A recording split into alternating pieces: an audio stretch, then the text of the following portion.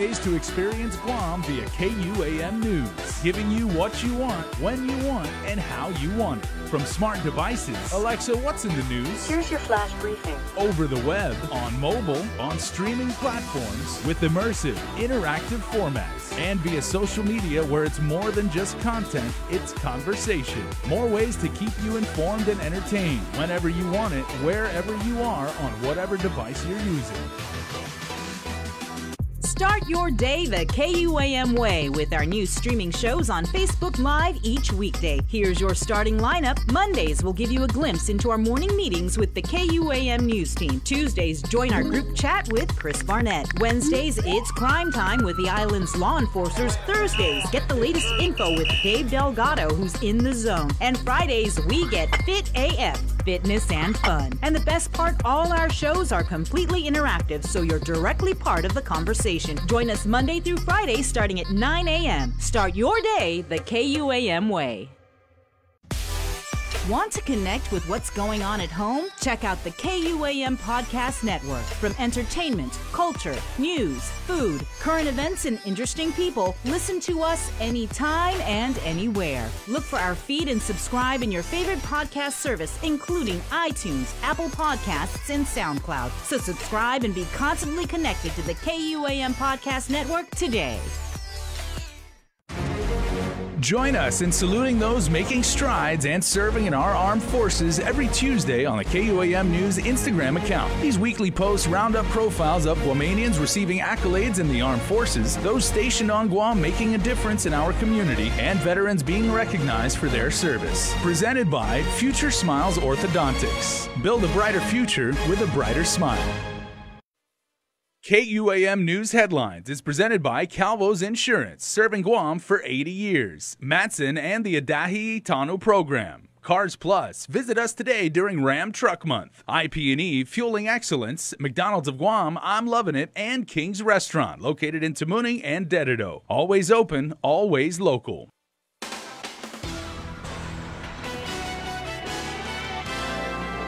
Ahead on primetime, a pair of suspects are arrested after weekend robberies in Dededo and Manilao. Plus, a mother mourns the loss of her 19-year-old son. And can GovGuam make money off Gora's housing for the elderly? Depends on who you ask. Chris Barnett has that story. Two men believed to have been involved in a pair of armed robberies caught on camera are captured. Hafan, good evening. Guahu City Delgado. Well, investigators were quick to solve this case. The video we brought you over the weekend showed a rather scary scene inside a local store in Dededo. That store's owner tonight relieved the suspects have been taken off the streets. The guy's a regular customer here, so I'm just glad they caught the guys. These are the images that captured it all unfolding last Friday night. The suspect's face covered up and holding what appears to be a shotgun. Justin Cabrera is one of the owners of local market in Machechi. When the guy came in with the gun at first, you won't see it on the video that it went around on social media, but he gave my cashier his own plastic bag, and he basically was hustling my cashier to get in there. Yeah, but I believe that it was probably a timing because usually around that time it's dead and we're just about to close. The suspect took off with more than $1,500 in cash. We've been robbed many times, just never an armed robbery, and I didn't think it would have happened, but we're thinking to put more personnel, especially at night. The video circulated on social media over the weekend. Police say it was less than an hour prior that night. Officers responded to a similar call at the Papa John's Pizza in Manilao. Both cases apparently connected. The video was enough for investigators to look up the suspect's getaway car before making the arrest. Social media just helps you catch these people really fast. Dennis Castro Aldon and Victor Aldon de Leon Guerrero appeared in court today. The pair are charged with 2 counts of second-degree robbery and theft with a special allegation of use of a deadly weapon during a felony, along with 2 counts of conspiracy to commit second-degree robbery and theft. Court documents state De Leon Guerrero denied any involvement in the robberies and told police he allowed Aldon to borrow his car for a few hours that night. He also told police he believed the weapon Aldon was allegedly using was a pellet gun that was inside the car. Authorities tracked down Aldon, who then told police he allegedly planned the robberies with De Leon Guerrero. Now, both had prior run-ins with the law. Prison records show that Aldon had about 20 previous cases that go as far back as 2006, ranging from charges of terrorizing, theft, criminal sexual conduct, and assault. De Leon Guerrero has a handful of himself previous arrests dating back to 2001. That includes charges of theft of property, burglary, crimes against tourists, drug possession, and child abuse. And not surpassingly, this issue drew tons of passionate feedback from scores of your neighbors who were shocked and appalled at the kind of crime this small community rarely sees. Here's how you all sounded off to this latest crime on island. Caught on camera. B. Palaganas posted on Instagram, where the surveillance video we shared got over 18,000 views. That's my friend's store. Some horrible stuff. I hope justice prevails. Well, we hope today's arrest brought you some peace, B. Also weighing in on this issue, Gaylese Garacastro says, "It is so sad that this is what's become of our island." A more direct recollection of the very frightening events was shared by I am Chris LMAO, also on Instagram, who writes, "I was the cashier at this store. His voice was pretty shaky. No doubt these guys have done this before. Scums." And of course, some users couldn't help but fight back, trumping the shotgun with their own Snark sniper rifle, as Noah J. Castro added to our conversation thread, "Looks like he needed money for bushcutter gas." And likewise, a user going by the name of Queen BEE threw some shade of her own, posting, "He's acting tough with that gun, but that sweater though. I can't take him seriously. What an idiot." An 18-year-old woman is placed under arrest accused of sharing explicit images of at least one underage teen having sex on Facebook. Jolene Lee Rankin is charged with 4 counts of dissemination of child pornography and possession of child pornography. Court documents state authorities learned of the video that apparently showed a girl having sex with males. Unclear if they were men or minors as well. The video got out on Facebook. The suspect told police she got her hands on a cell phone that contained the videos. She admitted to police that she knew what she did was wrong whenever she allegedly shared it on social media.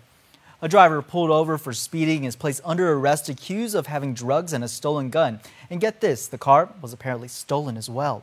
Patrick Castro, Ian Meno, and Joey Tepahago are charged with possession of a Schedule II controlled substance with intent to deliver and drug possession. Castro also charged with theft by receiving a stolen property, possession of a concealed weapon, and possession of an unregistered firearm. Court documents state police stopped the driver for speeding in Agate last Friday. During a search, authorities found a .357 caliber revolver that was reported stolen in 2015. One suspect told officers he recently swapped the gun for cocaine. The car was also reported stolen last December, and the plates, police say, had been switched out.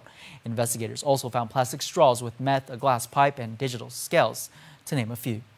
It's an issue that pops up every few years. How can KUAM make money off of GORA's Guma Tranquilidad elderly housing facility in Tumon?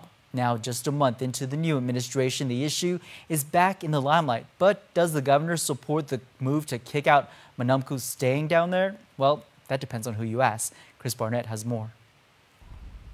New Gora head Ray Tapasnia all in when it comes to finding ways to make money off prime Gora properties. Gora is sitting on multiple gold mines. We have Guma Tranquilidad that's worth tens of millions of dollars, if not more. We have properties in Sinahaña with $1 million views. We have properties down in Maritza that have ocean view. KUAM News files show a proposed redevelopment of Guma Tranquilidad in Tumon, strongly opposed in 2010 by Manumku and several senators, most notably the late Senator Ben Pangilinan. That isn't stopping Tapasnia from what he says is thinking outside of the box when it comes to the facility, which houses dozens of elderly and disabled. I'd like to consider leasing it long-term to a hotel developer and using the revenues that come in, into the housing authority to build hundreds more elderly units. We asked Governor Lou Leon Guerrero if she supported the idea of cashing in on Gora properties like Guma Tranquilidad. We want to make it like an earning asset, not just a property that's just, laying there doing nothing. But Lieutenant Governor Josh Tenorio countered by contradicting the governor and saying the jury was still out on Guma Tranquilidad. You're asking specifically about Tranquilidad, like she said. We don't have really a position or a plan of action there. That certainly would have to have a lot of community input. But Tapasnia tells KUAM News the Leon Guerrero Tenorio administration was definitely in the loop when it came to plans for Guma Tranquilidad and other Gora properties. I certainly hope so, because we did put that in the governor's platform. I was one of the authors of the platform. So yeah, she reviewed everything. There were no objections. We haven't really sat down and talked about Guma Tranquilidad. I know that has always been in the past a controversial issue.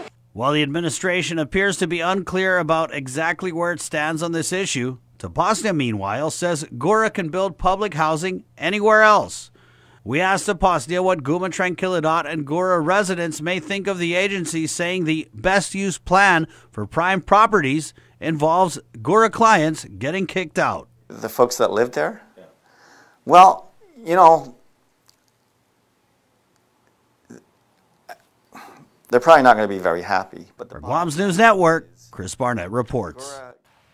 And Tapasnia did say plans dealing with monetizing Gora properties may be years away. While a mother is mourning the loss of her 19-year-old son, the investigation ongoing now 1 week after the serious crash in Ordot that claimed the life of Dion Cruz. I'm in disbelief that my baby is not here with me today. I love you, my boy.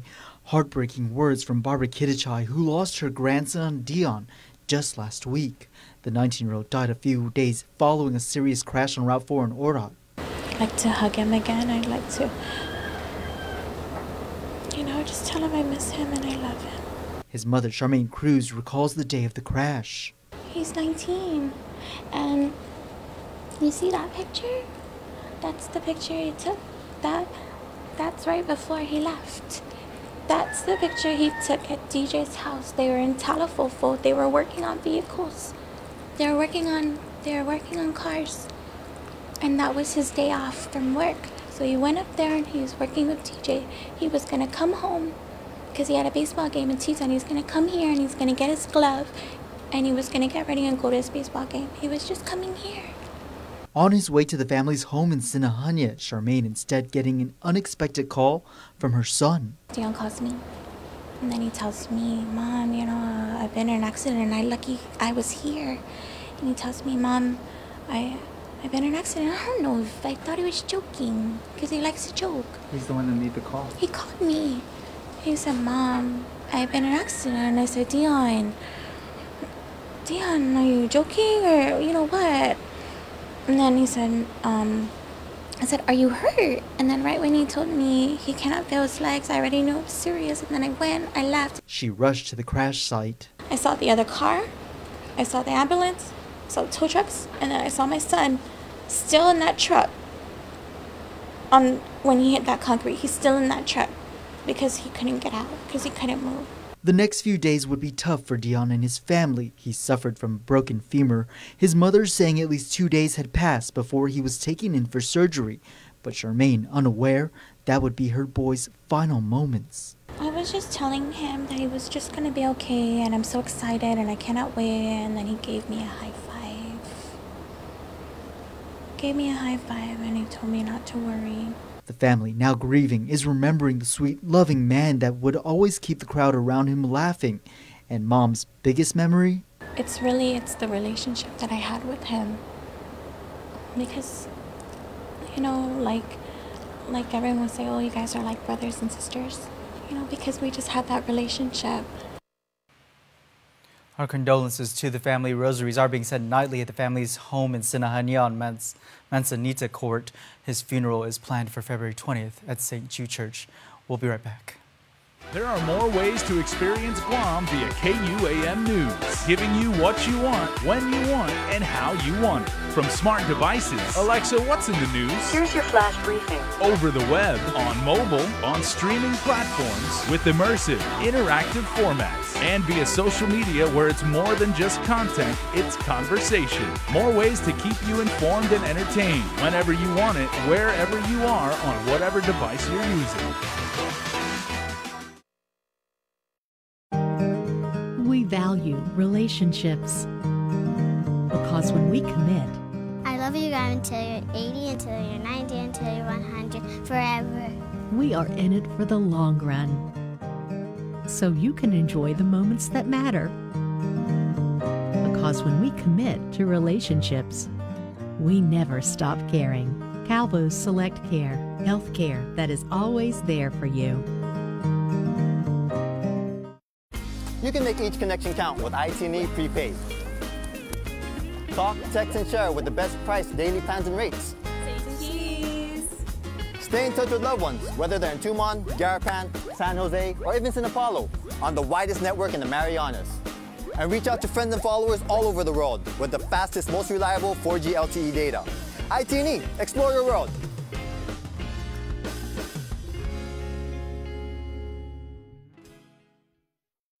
The comfortable, the familiar. Neither one of these will ever give you a new perspective on things or make your heart skip a beat. Comfortable isn't something you'll tell your grandkids about. And familiar? Well, that'll be there when you get home. But until then, there's a world that needs exploring. Getting out of your comfort zone. It's possible in the family of Hyundai SUVs.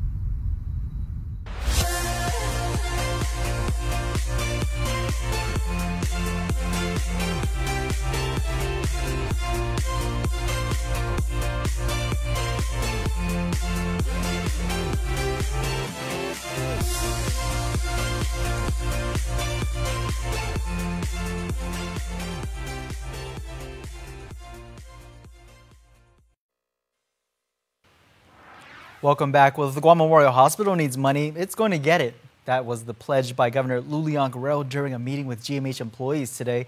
Nestor Lecanto reports. The governor, who's still a registered nurse, looked quite at home in her hospital smock. During a question and answer session before her tour of the facility, she was asked how she'd address the hospital's chronic $30 million annual budget shortfall. We don't really need to wait for a dedicated funding source to fund the hospital. My contention has always been if the hospital needs $30 million from the government to make sure that our patients and our people are given the quality of health care, then we need to give the $30 million. She says to help bridge the gap, GMH needs to reduce costs and improve efficiencies.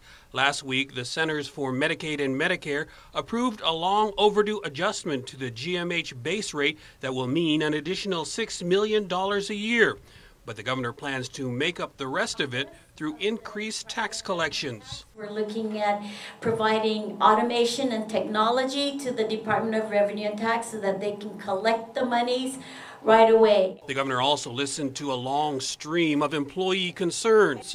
2 of the 4 emergency operating rooms are down because of broken equipment. Nurses continue to leave because of non-competitive pay. Supplies are short, the roof leaks, the electrical room needs replacement, and the list goes on.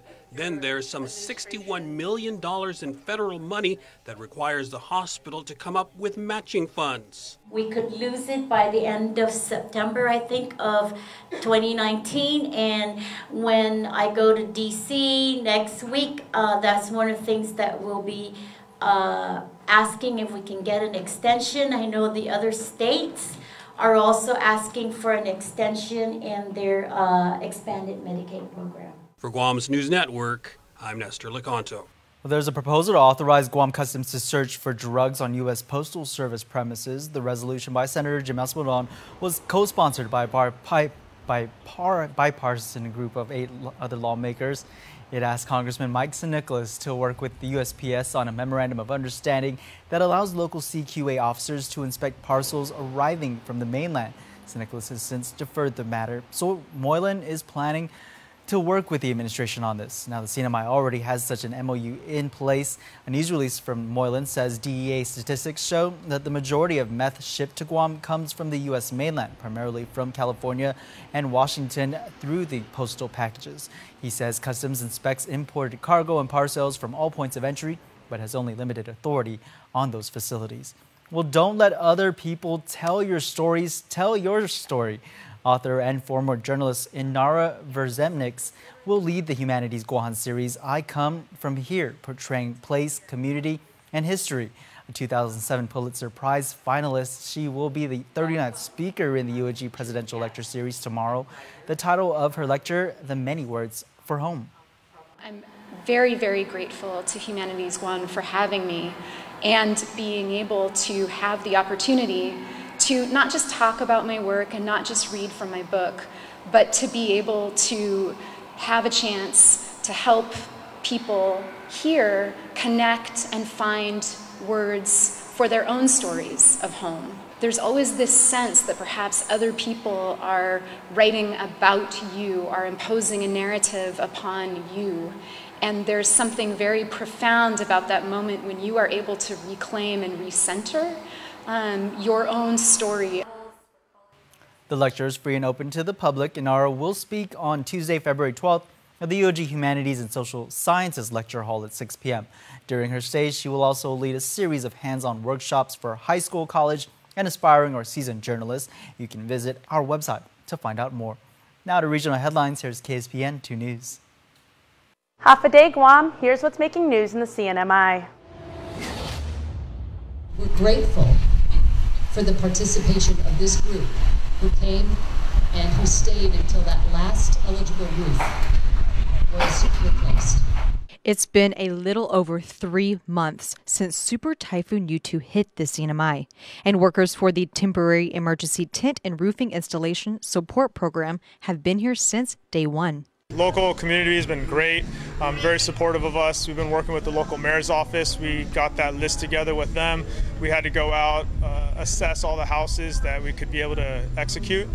Basically, the house had to have a certain amount of foundation left for us to be able to put a roof on it, and we did as many as we could.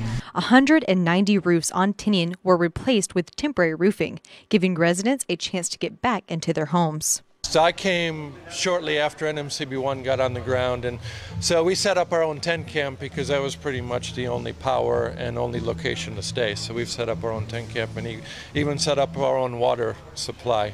The whole power grid was pretty much down when we got here, and any of the civilian houses that didn't have a concrete roof was pretty much gone. So there's a lot of destruction here.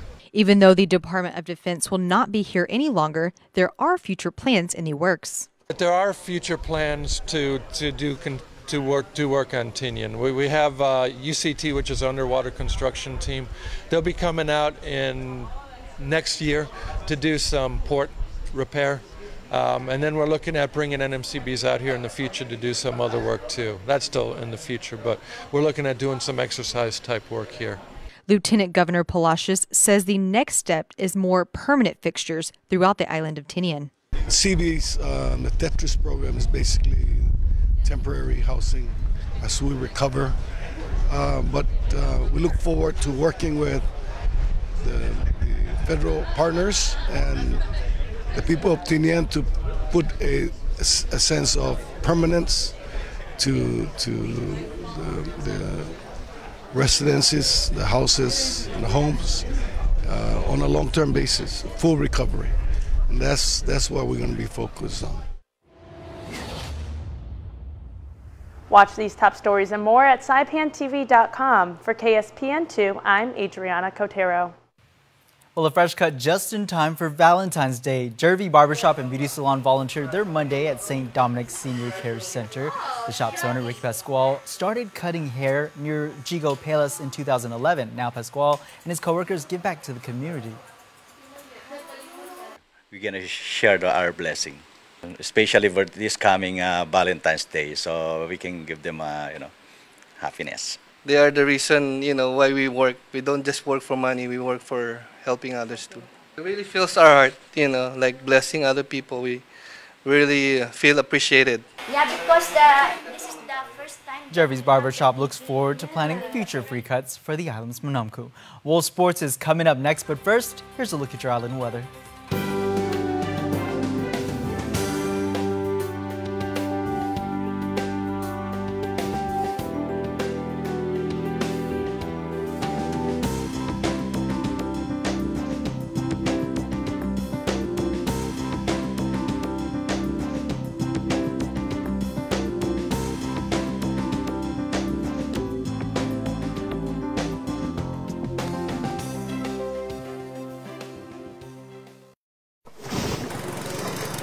MTO, professional janitorial services with a warm hospitality touch. MTO gives that gift year-round. Pressure wash roofs, pressure wash driveways, lawn service, home cleaning, carpet restoration, office cleaning, commercial window cleaning, floor care. When cleaning is in order, MTO has you covered. Call 647-6861 to inquire on how you can receive the maintenance you deserve. MTO, celebrating 30 years with you, Guam.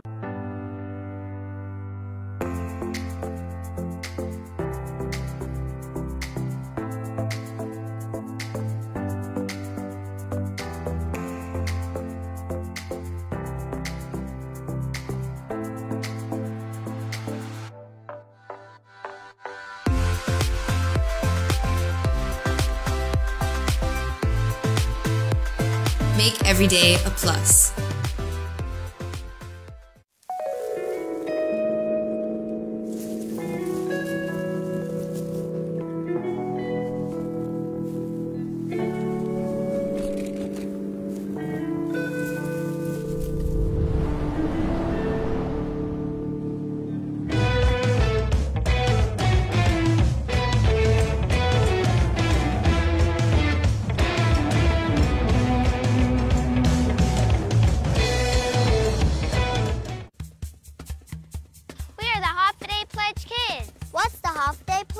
It's a promise to share a half-day spirit and to protect our culture. Like saying happy day! Home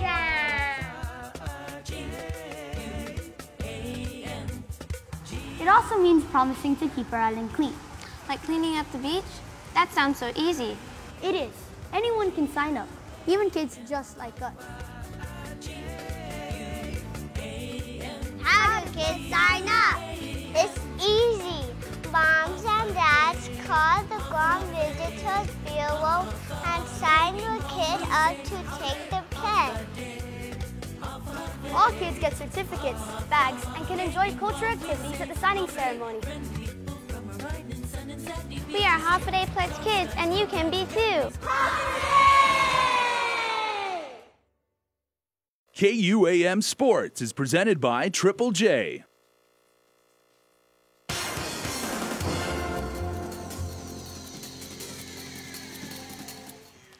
What's up, Guam? Dave Delgado here for KUAM Sports. Thanks for watching. I have news on the men's and women's UOG soccer team to get to in just a bit. But first off, some girls beach volleyball for you. Check it out. Girls high school beach volleyball is an exhibition sport for female athletes. St. John's, Harvest, and Teason High have fielded teams this quarter. The goal is to have the sport put into the IIAAG sports program permanently. Chris Shepard, IIAAG president for middle school sports, says it's the fastest growing NCAA sport. Well, it's something that we've always been interested in. We think that beach volleyball, the format that they use being doubles teams, is really good for Guam. And it's the fastest growing sport in NCAA history. Scholarships are available now for girls, and we just think this is a great route for some girls here who have great volleyball skills to maybe play at a different level in college, and this is just a stepping stone to maybe making that happen. Shorter players who may have a disadvantage in the indoor game have had success in beach volleyball. Shepard says this will open the doors for our island's beach players to get exposure and possibly earn scholarships to play the sport at the next level. Well, absolutely. You know, I think with Guam, I've gone a lot of off-island trips with some of the girls here, and skill-wise, we have skill that's equal to anybody anywhere. Just we don't have the height. We're just not that big. And so beach volleyball, there's an avenue where if you're a shorter player, if you can connect with maybe one bigger girl somewhere else, you can play. We know of a girl in Stanford that's 5'4", that's killing it. playing for Stanford on a scholarship. It's just awesome, and hopefully some of these girls can follow that route. St. John's White is currently 3-0. St. John's Red 2-1. Teason is 1-2, while Harvest is 0-3. Action resumes on Saturday at the GFA Beach Court at 9 in the morning when St. John's White takes on Teason High, and St. John's Red will face Harvest at 3 in the afternoon. The UOG men's soccer team defeated Crushers FC 8-1 in the GFA Amateur Men's League. Dylan Napati, Ryoga Okada, and Ichio Kawamata scored 2 goals each in the win for the Tritons, while Ryo Suzuki and Hezekiah Cruz each scored a goal. UOG is now 6-1 on the season, while the Crushers FC fall to 4-3-1. On the women's side, the Lady Tritons are perfect at 9-0. UOG slipped past the Venue Sidekicks 2-1. Melanie Rasmussen hit the eventual game-winning goal for the Tritons. The other score came from an own goal by the Venue Sidekicks. The Venue Sidekicks fall to 5-3-1 on the season. UOG will now face the second-place Venue Slade team on Sunday at 3:30 in the afternoon at the Guam Football Association National Training Center.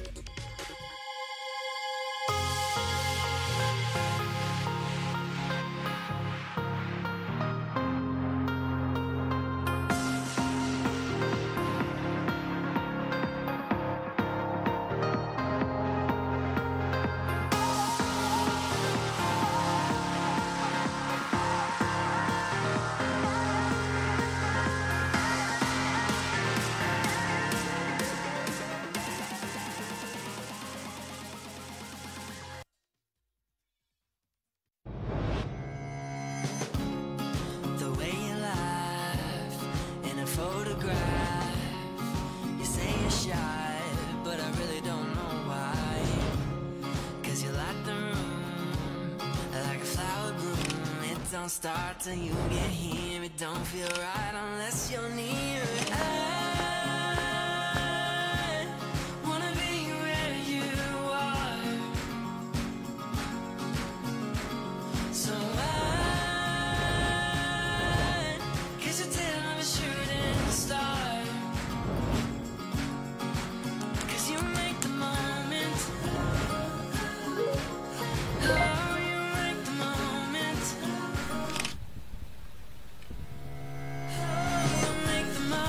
So tomorrow? Tomorrow.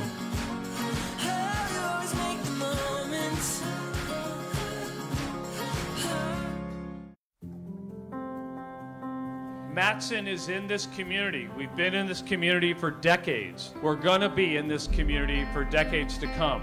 Things will get busy, things will get quiet, but we're gonna be here. We're your hometown carrier. And that matters to us. Reliability is the core of our business. We take pride in ensuring that we arrive in Guam on time as scheduled. It's our local employees who understand the market, who understand the business, and provide that hard work for you each and every day.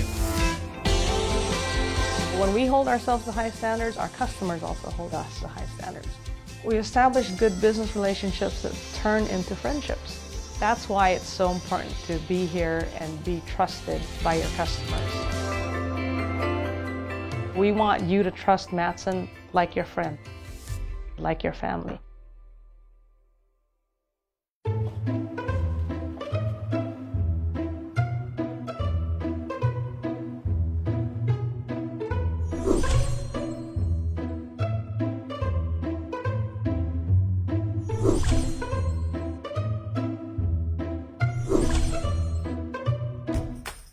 Introducing Triple J's Online Shopper, the new, faster, easier way to purchase your next vehicle.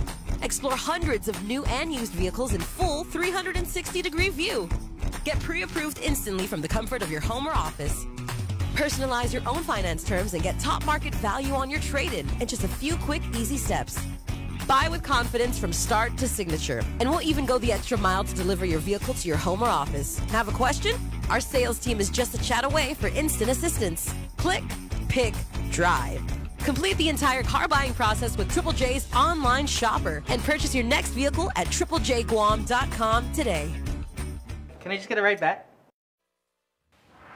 Now time to take a look at who all is celebrating this week. Here's your Cold Stone Creamery Birthday Club list. Happy birthday to everyone celebrating this February 11th. Happy birthday, Caleb J. and Gata from the family. We love you. Ikaya Jamar Santos, happy 13th birthday, Ikaya Jamar from the family. Cohen Tage, Bailey Manabusin, happy 8th birthday. Love mommy, daddy, Bashi, and the whole family. Joanna Iglesias, 30 beautiful years this gorgeous, amazing person has graced this earth. You're such a beautifully designed individual made from all that is loving, creative, positive, and true. You are the strongest, most honest, and caring person I've ever known. I love you and can't wait to spend the rest of my life with you. Love your soon-to-be bride, Ashley. And happy belated birthday, Peyton Jade. Happy 5th birthday to our own princess from the family. And if you want to get on that list, just register online, KUAM.com. Be sure to include your celebrant's photo, name, and their birthday. And that's going to do it for me here on Primetime. Good night. Closed captioning is brought to you by IT&E. Explore your world.